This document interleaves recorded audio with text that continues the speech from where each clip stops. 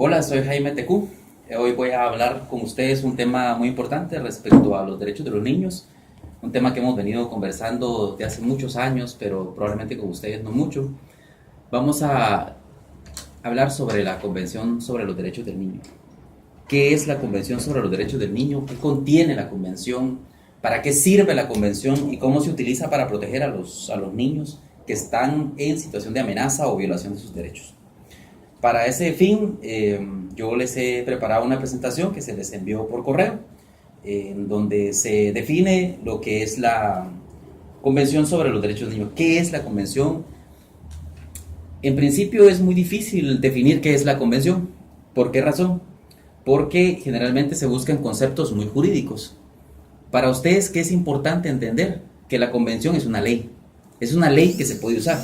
Muchos dicen que la Convención es un instrumento internacional y como es una convención, no tiene obligación Guatemala de aplicarla. Pero eso no es correcto, porque la convención fue ratificada por Guatemala y al ser ratificada por Guatemala, pasa a ser parte de las leyes de Guatemala. Entonces la convención es una ley de Guatemala y por lo tanto lo que está contenido en la convención son normas que obligan a Guatemala. ¿A quién obligan? Bueno, porque se dice mucho que al Estado. En una situación de derechos humanos siempre hay dos partes: el sujeto que es obligado a cumplirlas y el sujeto que es el titular del derecho, el que reclama el derecho, el que ejercita el derecho o al que se le viola el derecho. Bajo esa lógica tenemos dos sujetos entonces: el obligado y el protegido. En este caso el obligado es el Estado y el protegido es el niño o la niña o el adolescente que ustedes van a encontrar en sus comunidades, en sus municipios, en sus departamentos.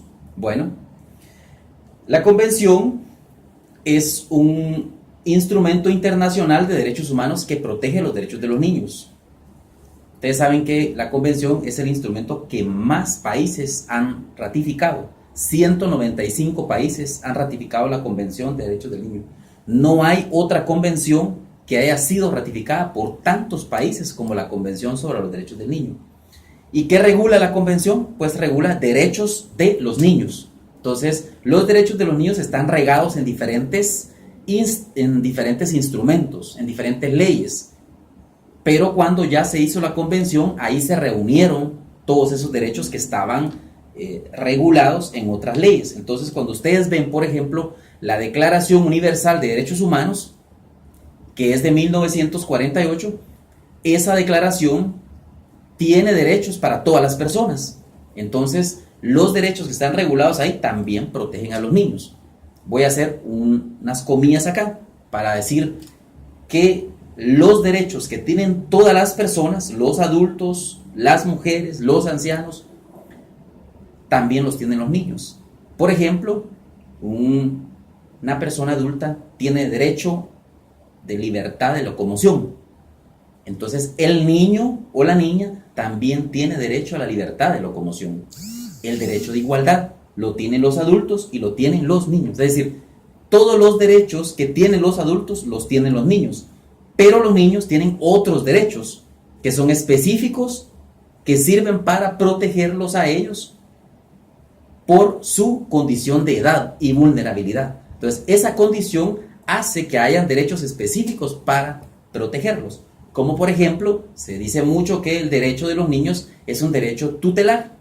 ¿Por qué es tutelar? Porque los protege a ellos. Cuando hay otros intereses alrededor de los derechos de los niños, el derecho tutelar priva, porque lo que pasa es que hay una protección especial hacia los niños frente a los adultos, que son generalmente quienes vulneran los derechos de los niños.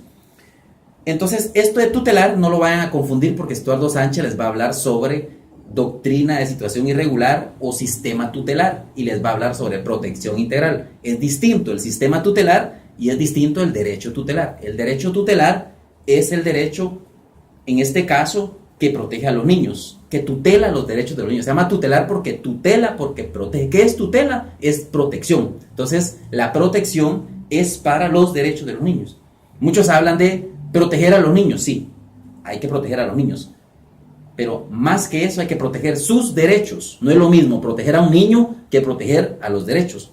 ¿Por qué razón? Porque cuando se protege a un niño, las medidas pueden ser asistencialistas, pero cuando se protegen los derechos de los niños, se está protegiendo automáticamente al niño. Entonces, para que ustedes vayan teniendo conceptos bien claros respecto a la protección. ¿Y qué derechos tienen los niños? Todos los derechos que tienen las personas y los derechos propios de ellos. Si ustedes miran la convención, estamos hablando de la Convención sobre Derechos del Niño, por ejemplo, vamos a partir desde el artículo número 1. Y el artículo número 1 de la Convención nos dice a nosotros que se reconoce, dice, fíjense, se entiende por niño todo ser humano menor de 18 años de edad. Toda persona menor de 18 años de edad, entonces se entiende que es niño o niña adolescente.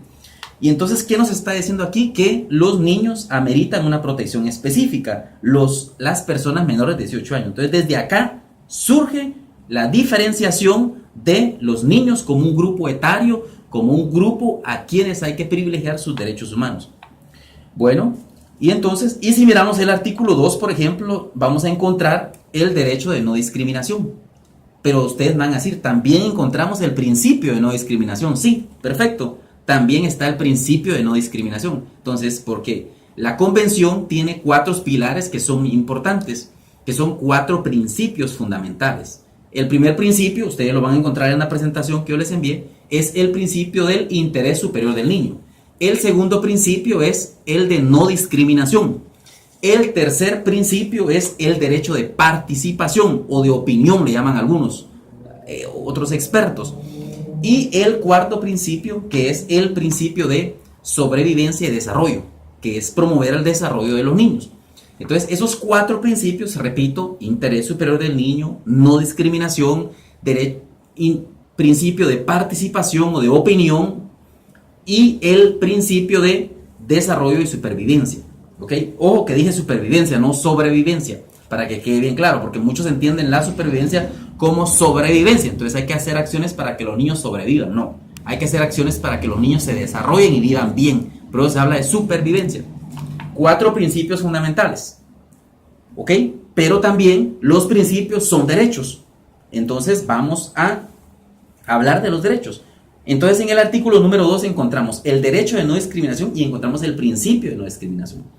Como derecho nosotros podemos reclamar que los niños no sean discriminados por situación de edad. Muchos niños no son escuchados en muchas esferas. No son escuchados en las municipalidades cuando toman decisiones respecto a los niños.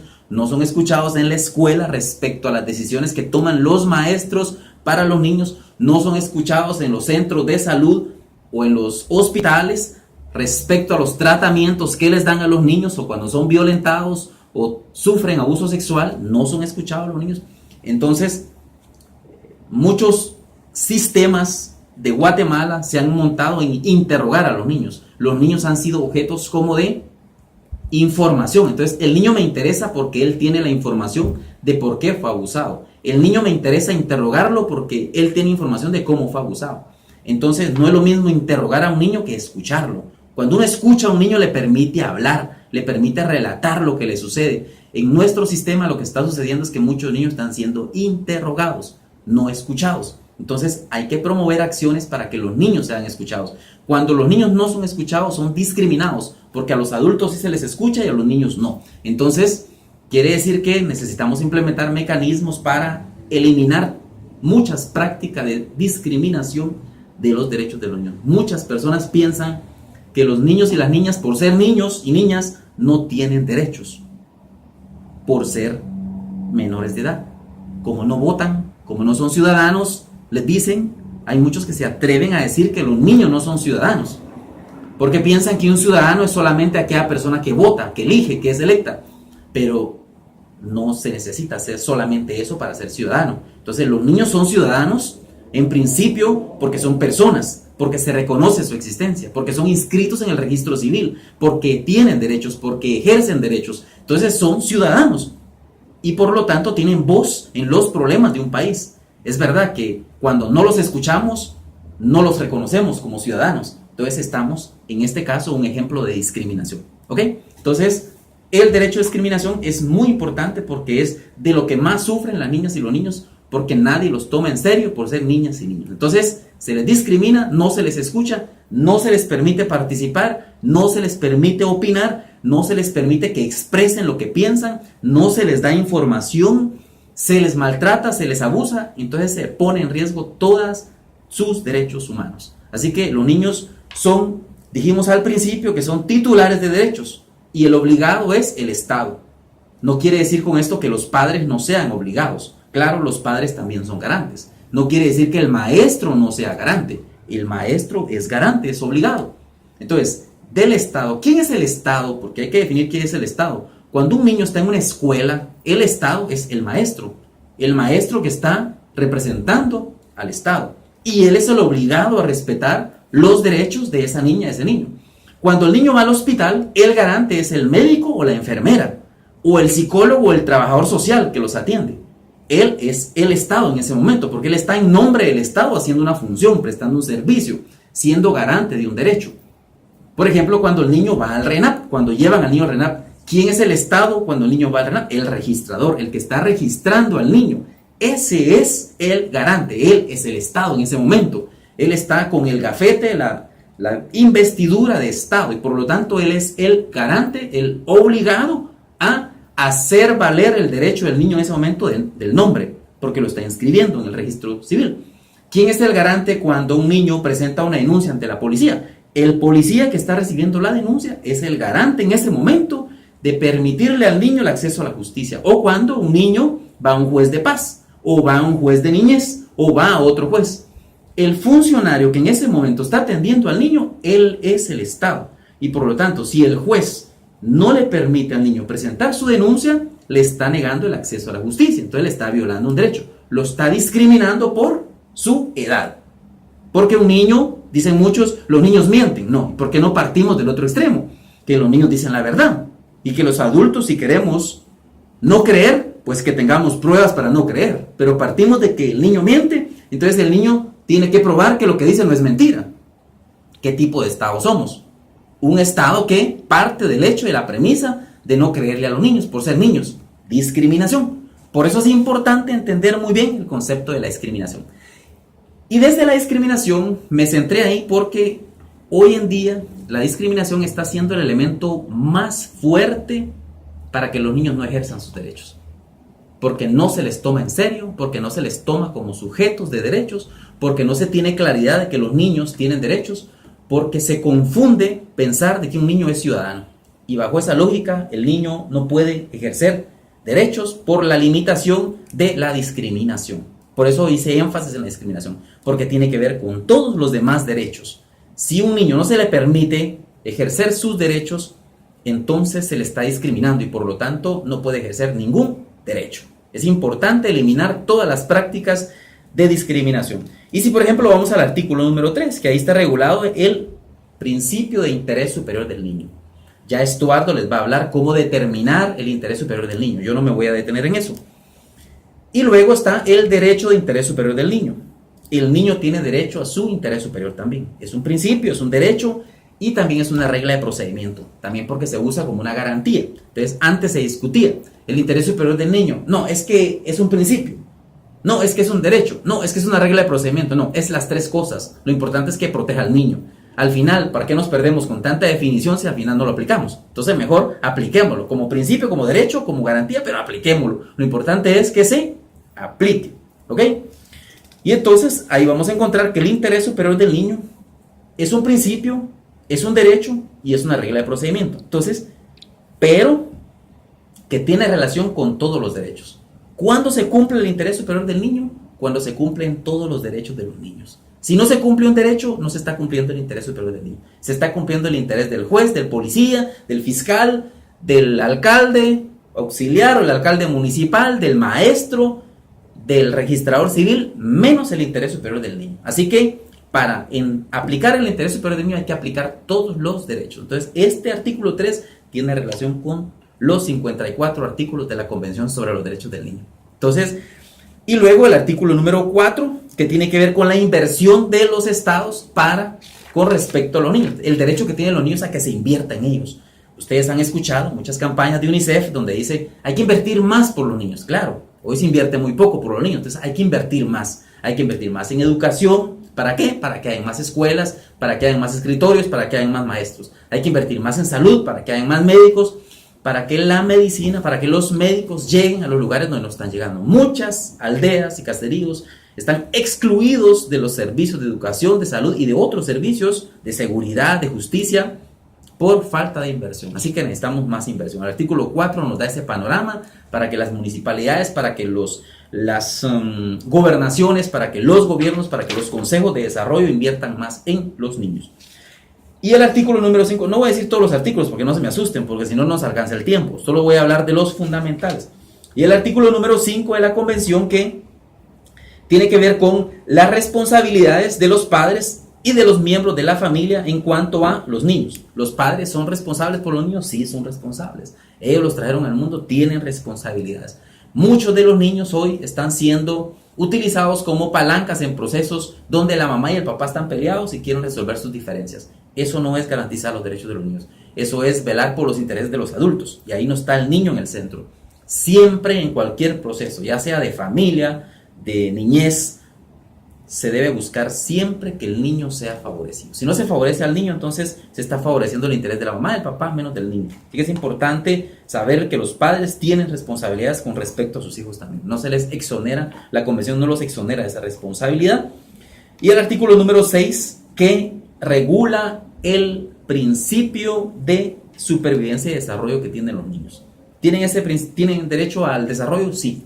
Muchos de los niños de este país están muriéndose de hambre, están en desnutrición. Muchos de los niños de este país están muriéndose por falta de condiciones básicas. Entonces, este principio resulta fundamental para lograr proteger a los niños contra cualquier tipo de acción que los aleje del desarrollo, que los aleje de poder desarrollarse. Todos sabemos que lo que el niño no logra en sus primeros 2 años de vida, ya no lo logra nunca en su vida. Así que es importante que estén bien alimentados. Pero hoy en día muchos niños de este país se mueren por falta de comida, se mueren por hambre. Muchos niños están comiendo 1 vez al día, otros 2 veces al día, y no están comiendo comidas completas, están comiendo tortillas probablemente con nada, con sal o con nada. Y entonces su alimentación, su desarrollo, ¿a dónde va a llegar? A ningún lugar. Entonces es importante que los estados, los gobiernos inviertan más en el desarrollo de los niños y que garanticen el derecho al desarrollo para que los niños vivan dignamente. El concepto de dignidad es un concepto fundamental para los niños. ¿Cómo entendemos la dignidad de los derechos de los niños? Pues sencillamente promoviendo su desarrollo, promoviendo su protección, promoviendo el ejercicio de sus derechos. Cuando no se promueve eso, no se garantiza la dignidad de las niñas y los niños.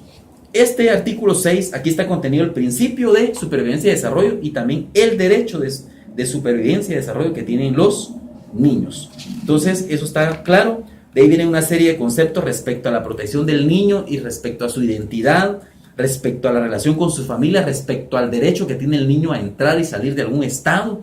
Muchos niños se han quedado en algunos estados retenidos por su condición migratoria, lo cual es ilegal. Es ilegal que un niño se quede retenido en un estado por su situación migratoria.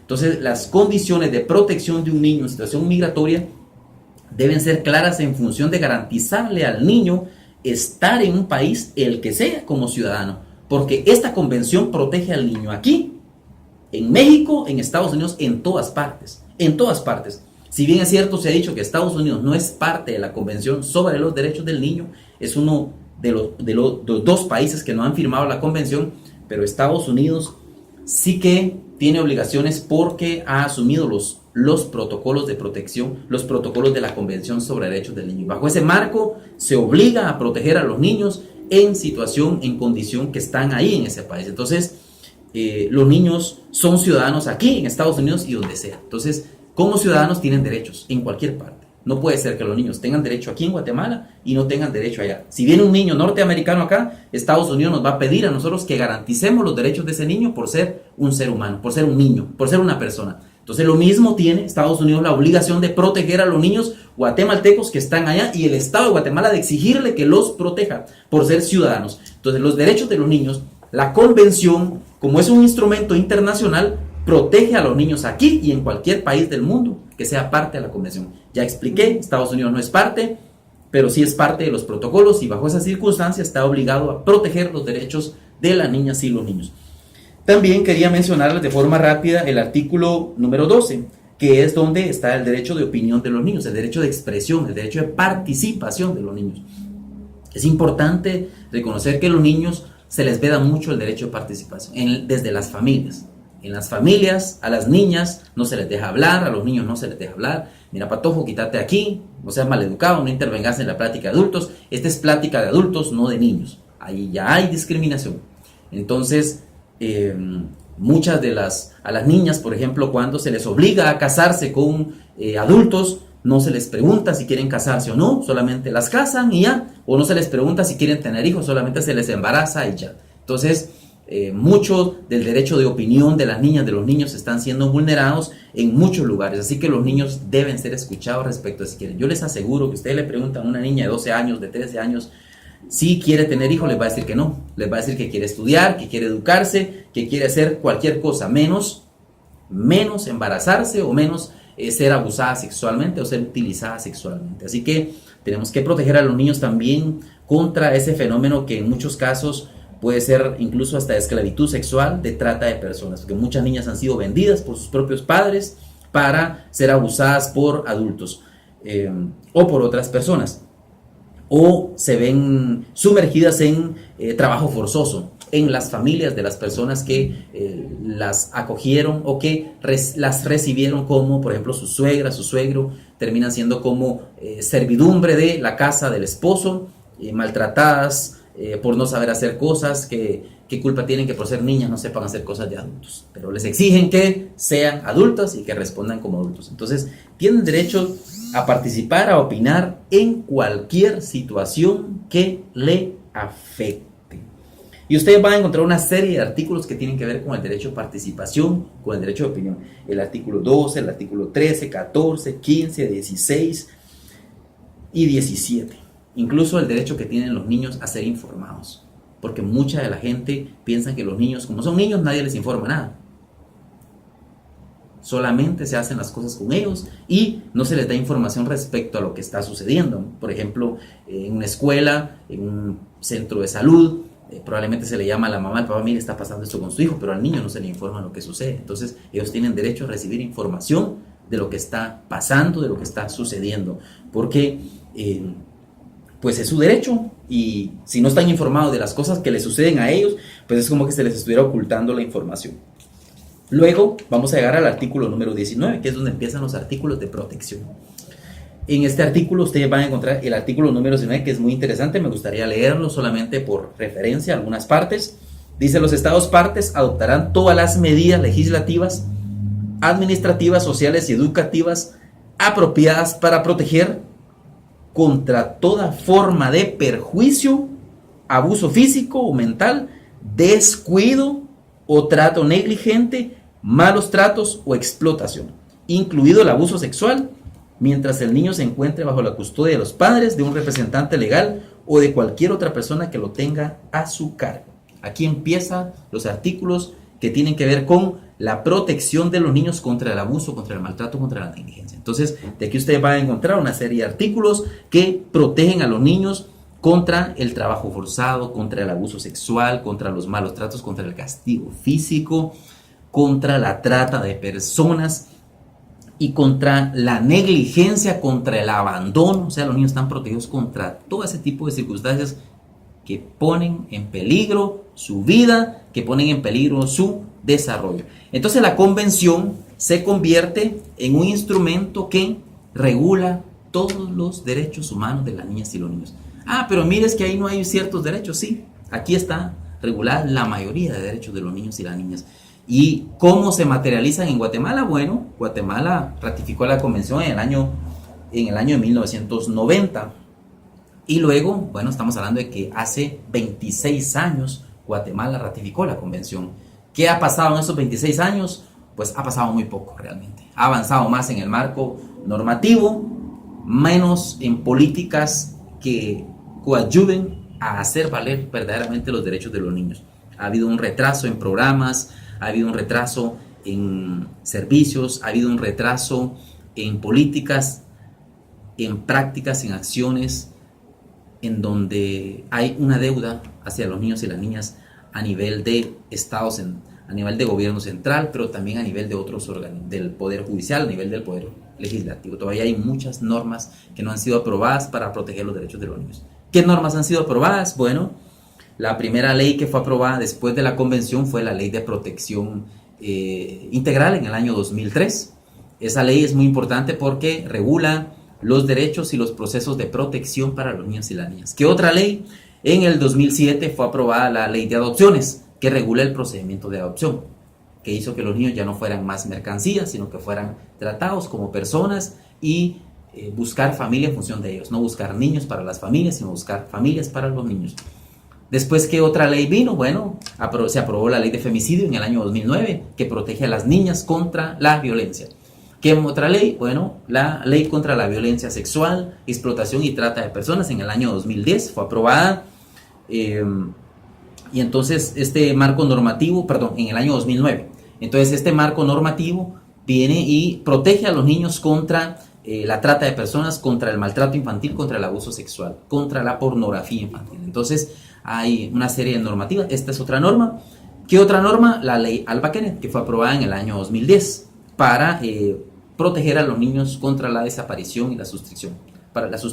Entonces tenemos este marco normativo favorable y hay una serie de reglamentos que ustedes van a encontrar en diferentes ámbitos. Hay protocolos de actuación que protegen a los niños que desarrollan la convención. Ustedes, ¿qué les recomiendo yo? Que toda acción que emprendan, que toda acción que quieran desarrollar, hagan el cruce de la convención y se van a dar cuenta si es correcto o no es correcto lo que van a hacer. Si ustedes toman la convención como un estándar para hacer todo lo que hacen, la convención los va a guiar.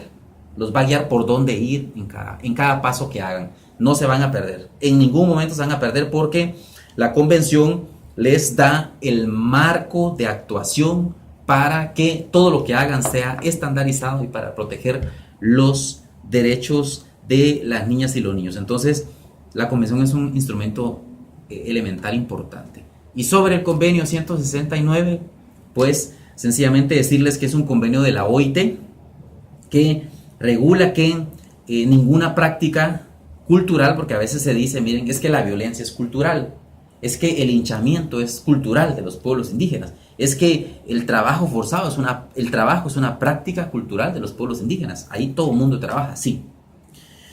Sí, seguramente que sí, así es, pero el convenio 169 aclara que nada de lo contenido, o sea, todas las prácticas culturales no pueden violentar los derechos humanos reconocidos en las leyes de Guatemala. Así que ninguna práctica, ninguna costumbre puede decirse que es superior a la convención. Cualquier práctica que sea superior a la convención es una práctica abusiva que hay que eliminarla, que no se puede justificar como una práctica cultural. Así que el convenio 169 nos da el marco para decir todas las prácticas culturales, costumbres de los pueblos indígenas no violan derechos humanos, que están reconocidos en el convenio 169. Entonces, cualquier otra práctica que viola derechos humanos no se puede justificar amparando en el convenio 169. Muchas prácticas se han querido amparar en el convenio 169, pero la gente ha aclarado que el convenio aclara que el convenio no es un instrumento para legalizar prácticas culturales que violan derechos humanos. Cabalmente se dice que se reconocen las prácticas, costumbres por parte del convenio 169 que no violan derechos humanos, ni de las niñas ni de los niños. Así que cuando hablamos de trabajo infantil, por ejemplo, no estamos hablando del trabajo del niño que ayuda en casa, que ayuda y que va a estudiar. Estamos hablando de aquel trabajo que excluye al niño de ir a la escuela, que excluye al niño de su desarrollo. Así que hay muchas prácticas que son violatorias de derechos que no se pueden amparar en el convenio 169. Así que el convenio 169 es un instrumento de protección de los derechos humanos de los niños y las niñas y los adolescentes indígenas. Tienen derechos humanos y hay que protegerlos. Y esto está en concordancia con la convención. No hay contradicciones entre el convenio 169 y la ley de protección. Las contradicciones están en la interpretación. Hay gente que ha interpretado que el convenio 169 permite las prácticas culturales que abusan a los niños. Eso no es así. Está claro, el convenio 169, repito, es un instrumento de protección de los derechos humanos de las niñas, los niños y los adolescentes indígenas y de las personas indígenas. Así que está en total congruencia con la Convención sobre los Derechos del Niño. No hay contradicciones, sino más bien son instrumentos complementarios para su estudio. Así que ustedes lo pueden usar también para las políticas o los programas que quieran hacer en sus lugares donde les corresponda trabajar. Si tienen alguna pregunta, pues yo voy a estar a la orden. Puedo dejarles mi correo personal para que me puedan escribir y yo pueda contestarles las preguntas que tengan. Mi correo es jaimetecu@yahoo.com y mi teléfono celular es el 5510-8307 para poder aclarar cualquier situación que con respecto a lo que les comenté pues les pueda provocar alguna confusión, alguna duda, algún comentario. Generalmente quedan muchas dudas porque este es un tema que se viene hablando desde hace muchos años, pero que poco se ha desarrollado y que poco se ha entendido. Los derechos de los niños sigue siendo un tabú en muchos lugares. No se conocen, no se entienden, entonces tenemos que trabajar mucho para que, en principio, los derechos humanos sean conocidos. Hay que dar a conocer la convención. Hay que decir que existe la convención. Hay que decir que es una ley de Guatemala y darla a conocer. Y dar a conocer que los niños tienen derechos, que son personas, que son ciudadanos y que por lo tanto sus derechos valen igual que los demás personas. Así que con esto yo me despido y les deseo el mejor de los éxitos en lo que están desarrollando. Y bueno, si algún día me invitan para concluir su seminario, pues con gusto voy a estar en persona en algún taller con ustedes, con mucho gusto.